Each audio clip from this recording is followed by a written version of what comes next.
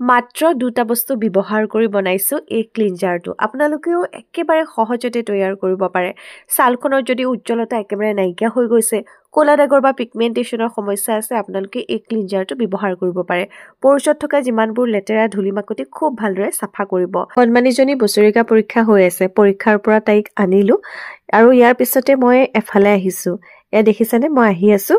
ক'লৈ আহিছোঁ জানেনে? আমি আকৌ সমজুৱাকৈ মানে আমাৰ পৰিয়ালৰ আমি 4জনী জা-জোৱালী মিলি পেলাই ভাবিছিলোঁ আমি এবাৰ খেতি কৰিম। লগত আছে আমাৰ খুৰা। প্ৰত্যেকৰে ঘৰৰ আমি আলু খান্দিলোঁ, কিন্তু আমি যে সমজুৱা খেতি কৰিছিলোঁ সেই আলু কিন্তু এতিয়াও খন্দা নাই।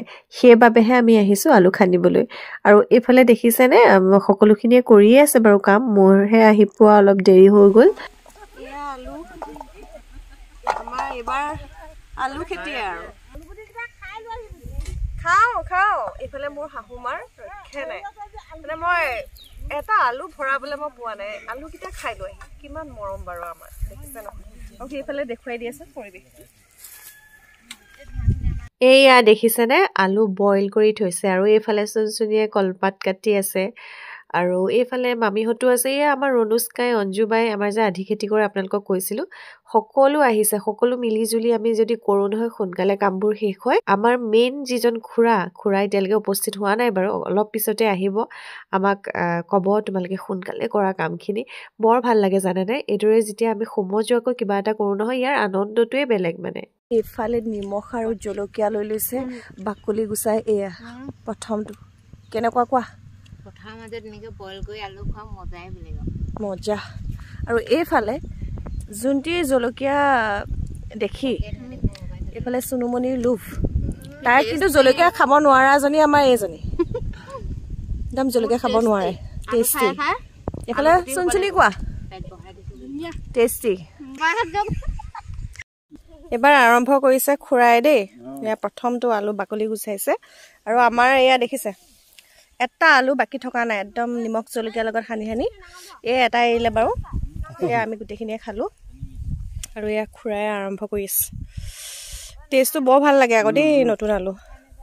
জলকীয়া এটা লৈ লওক খুৰা।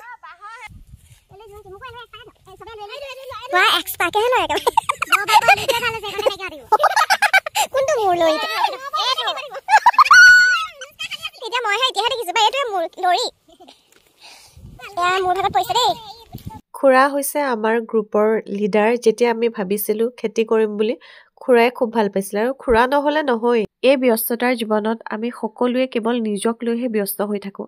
কেতিয়াবা আমি যদি এইদৰে সময় উলিয়াই নিজৰ পৰিয়ালৰ মানুহখিনিৰ লগত অকণমান সময় কটাও, খুব ভাল লাগে। এয়া আমি সকলোৱে লাগি ভাগি খেতি উঠালোঁ আজি আৰু এতিয়া ঘৰা-ঘৰি হ'লোঁ। অলপ পিছত আকৌ খুৰাই ভাগো কৰিব আৰু এয়া আহি ঘৰৰ চোতালত পাইছোঁহি। মা সোনকালে গুচি আহিলে, কণমানিজনী ঘৰত অকলে আছিলে যে। ইমান ভোকে লগা নাই বাৰু। এয়া সন্ধিয়াই হ'ল। বহুত সময়ৰ পিছত আকৌ মই ভিডিঅ' ৰেকৰ্ড কৰিবলৈ লৈছোঁ আৰু কণমানিজনী আচলতে পৰীক্ষা আছে, পৰহিলৈ আছে, কাইলৈ আছে শিৱৰাত্ৰি আৰু তাই অকণমান মানে কষ্টও হৈছে বাৰু, যথেষ্ট কষ্ট হৈছে। প্ৰথম শ্ৰেণী এইবাৰ। এতিয়া দেউতাক আহিলে, দেউতাক অহাৰ পিছত মানে তাইৰ পুতলা এটা অৰ্ডাৰ কৰা হৈছিলে, তাকে তাই বক্সটো মানে বাহিৰত পেলাবলৈ গৈছে আৰু এয়া তাইৰ মৰম লগা পুতলাটো আজি খুব ভাল পাইছে আৰু নতুনকৈ আহিছে যে, আৰু দুদিনৰ পিছত মানে নলয় আৰু এইফালে বাইদেউৰ টেবুলখন আমাৰ বেডৰুমতে ভৰাই লৈছেহি। তাই বাৰু ইমান বেছি পঢ়াৰ প্ৰেছাৰ দিয়া নাই, তথাপিও অলপ চোৱা হয় আৰু নিজেও মই ইউজ কৰি আছোঁ।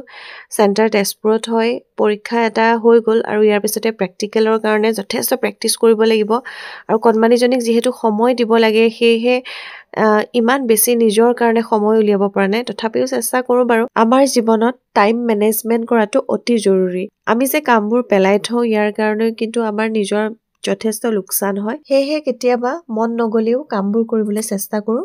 মোক শাহুমাই যথেষ্ট ছাপোৰ্ট কৰে আৰু সেয়েহে হয়তো মই মোৰ ভাল লগা কামখিনি কৰিব পাৰিছোঁ। এতিয়া ভাত ৰান্ধিম আৰু তাৰ পাছতেই খাই বৈ আপোনালোকৰ লগত ৰেমেডিটো শ্বেয়াৰ কৰিম। ৰেমেডিটো বনাবৰ কাৰণে মই লৈছোঁ এটা বিলাহী, পকা বিলাহী লৈছোঁ। ঘৰুৱা সামগ্ৰী হিচাপে বিলাহী যথেষ্ট আমাৰ ছালৰ বাবে উপযোগী, য'ত আছে ভিটামিন চি।